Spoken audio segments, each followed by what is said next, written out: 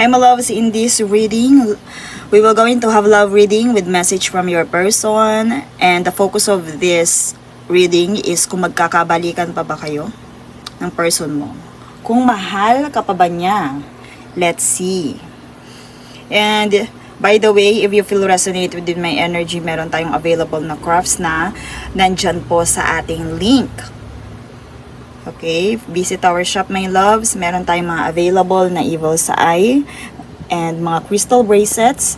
Meron din tayong mga cleansing tools kagaya ng smudge stick, ng ating mga cones, incense, and mga torch my loves. So, feel free to visit our shop my loves. Treat yourself and let's see the situation first. Ano ba ang meron sa love situation ng dalawang to? So, meaning to say, this love reading is for those who is in separation. Change or transition is coming, my loves. So, humanda para sa isang maganda, malaki, and sabihin natin talagang malawak na pagbabago. My loves, dito din is parang medyo cloudy ang mga bagay-bagay. Cheating, broken trust. May na-involve ba na cheating? Kasi my loves, dito lumitaw yung cheating, broken trust, and the divine timing. Believe in the divine timing, my loves. So dito, ito ay mga, sabihin natin, for our collectives, or sabihin natin, may na-involve na something na cheating. And pwede din, my loves, most of our collectives out there is merong pinagdaanan about their person who's cheating on, or who cheating on them or cheated. So dito, my loves, ang tanong is kung magkakabalikan pa ba kayo. Pero dito, merong sinagot dito na divine timing. So, ibig sabihin, merong malaking pagbabago. Believe in the right timing. So, kung wala ka pang mga signs and synchronicities na nare-receive right now, na nakikita right now, believe in the divine timing. Okay, so, kumbaga, dito, pwedeng yung, kasi kanina nabanggit ko kanina yung clouds, tama, nabanggit ko yung clouds dito kanina eh. So, eto yun, the transition, the change. Look at the dark, kasi parang medyo challenging itong change na to because look kung gaano kalawak yung clouds. So, alam niyo yun, yung ito ay dusk, ay hindi, dawn to, dawn. Kumbaga, palubog na yung araw. And alam nyo yun, napakabigat ng clouds dito sa card na to, napakadilim. Pero after this cloud is napakaganda na nag-iintay na gabi. Ayun yun, no? Look at the transition. And sabihin natin, if ever na merong involved dito na cheating or nakasira ng tiwala, my loves, I hear na meron pa ditong chance. Kasi kahit iyan ay sabihin natin may cheating na involved, meron pa rin ditong right timing.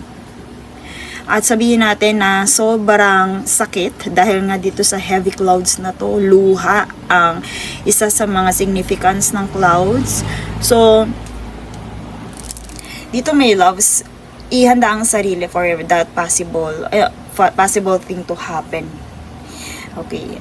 Let's see more confirmation about this love situation.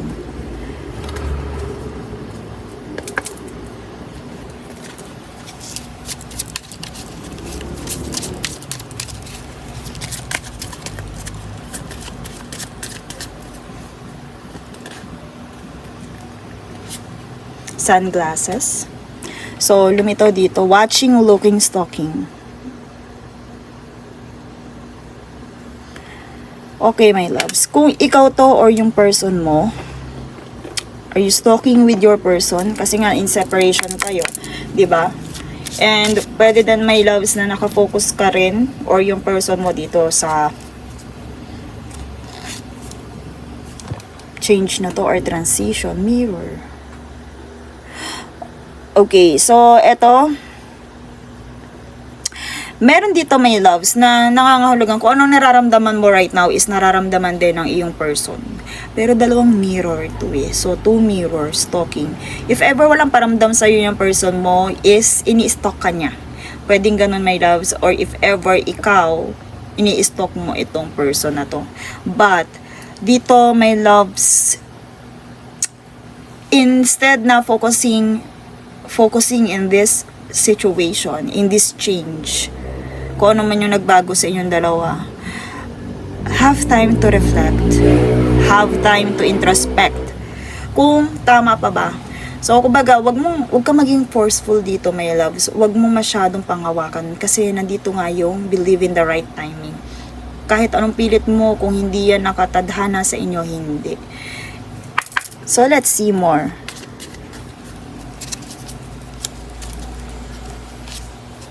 Okay, the Mask. Puro dalawahan to my loves. I hear na meron talagang involved dito. Kasi the sunglass, one pair. The mask din, dalawa din dito. Dalawa. So, not showing true feelings, hide personality, pretend.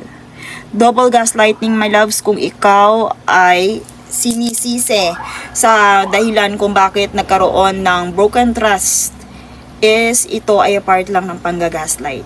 So, kumbaga wala kang pagkakamali or kung ikaw ang sinisisi sa mga bagay na nangyayari, that is because of the gaslighting or gaslighting, okay? And meron dito not showing true feelings, my loves. Meron pa siyang personality na hinahide, maaaring ito ay manipulative. So, kung hindi man siya, ikaw yun, my loves. So, dito sa relationship na to, merong ganon ang ugali sa inyong dalawa. So, dito my loves is, andito talaga pretending. Pwedeng, kung ano yung pinakita niya sa'yo, maaari may halo yun ng panloloko. At kung ano yung mga pinakita niya before, part yun ng gaslight. So, let's see. Our inquiry. The query is, kung may pag-asa pa ba magkabalikan? And kung mahal ka pa ba niya? My loves, kung tatagal ng tatagal ang inyong hindi pag-uusap, maaari my loves na meron ditong involve or party yan ng change. At my loves, I hear na, alam niyo yung konsensya. Kasi dahil sa panggagaslight yun, kung nakokonsensya ka sa lahat ng ginawa mo, at dahil siya ang nagkamali pero nakokonsensya ka pa rin sa ginawa mo, dahil yun sa panggagaslight my loves, huwag ka nga masyado magpapadala doon, okay? Yes, meron dito lumitaw na yes. Judgment or self-evaluation my loves, I hear na meron din talaga, may pagkakabalikan dito, pero you have to evaluate kung tama pa ba.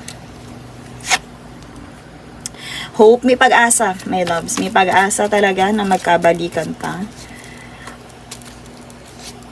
And yes, ayan, meron pa talaga, unexpectedly, and ito ay under culmination. So, dito my loves, you have to trust, you have to make a solid foundation in case na dumating ulit yung taong to.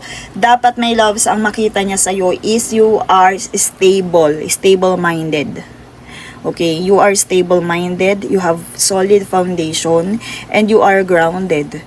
So, dito my loves, if ever din na bumalik ang person na to, is kailangan na-evaluate mo na kung deserve ba ng taong to. So, I hear the homesickness, babalik at babalik. Kung siya din ang nakipagbalik, my loves, babalik dahil nandito yung homesickness, my loves. And mag-ingat nga sa decisiveness. So, kaya ka binibigyan ng chance para makapag-introspect pa sa mga panahon na to. At mag-focus out dito sa relationship na to is because of the decisiveness, my loves. Let's see message from this person.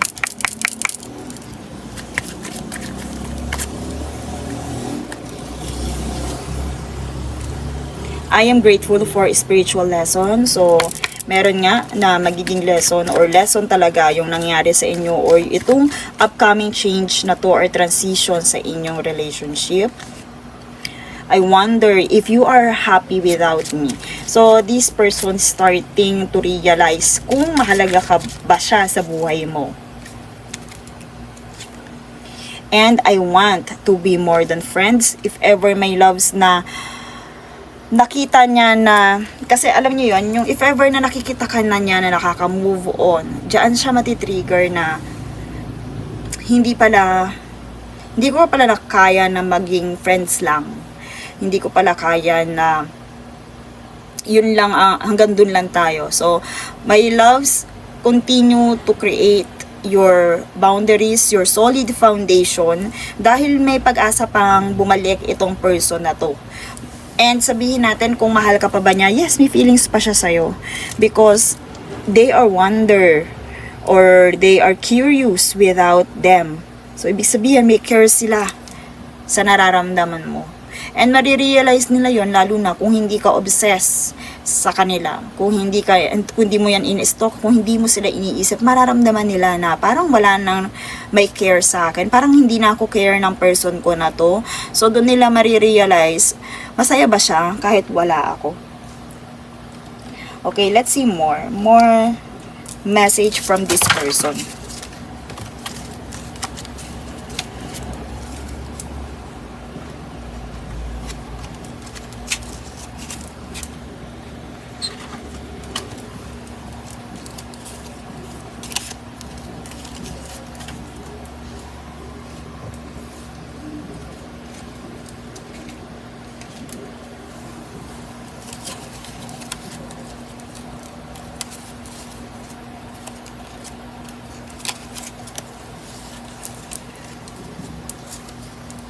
More message from this person. So, dito mayroong spiritual lesson, my loves. Dapat ikaw din may ma-realize ka din. So, I hear na mas favor sa'yo yung nangyayaring transition na to. Kasi ito is about your awakening, my loves. Your self-boundaries, your healthy treatment with yourself, my loves. So, isa din yun. Spiritual lesson for you. I want you. So, that is the confirmation.